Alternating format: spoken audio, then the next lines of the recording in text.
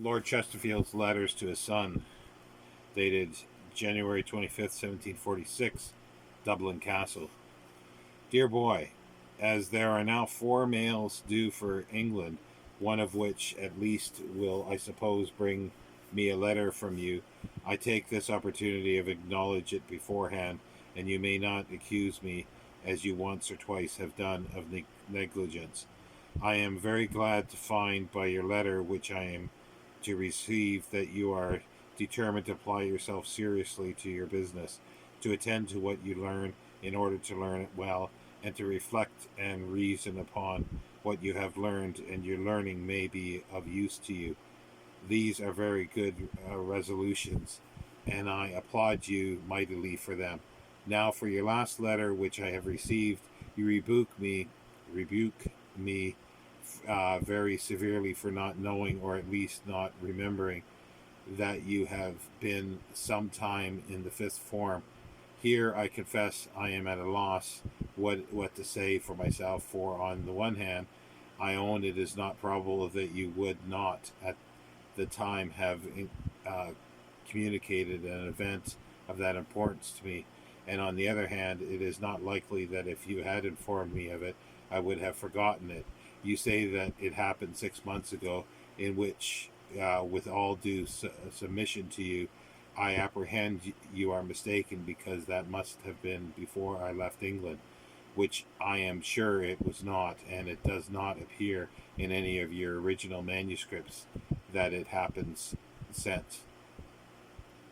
May not this possibly produce from the obstinacy of a writer to this obstinacy of the librarians we owe so many mistakes, hiatuses, lacunae, etc., in the ancient manuscripts?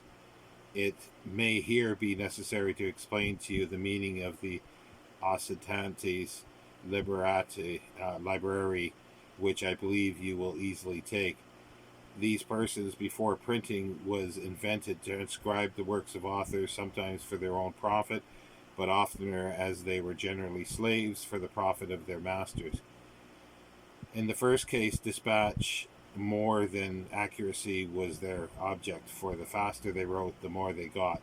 In the letter case, observe this: as it was a task imposed to them which they did not dare refuse, they were idle, careless, and incorrect, not giving themselves to the trouble to read over what they had written.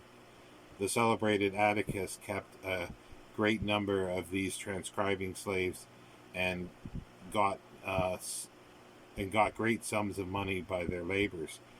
But to return now to your fifth form, from whence I have strayed, it may be too long. Pray what do you do in that country? But so kind as to give me a description of it. What Latin and Greek books do you read there?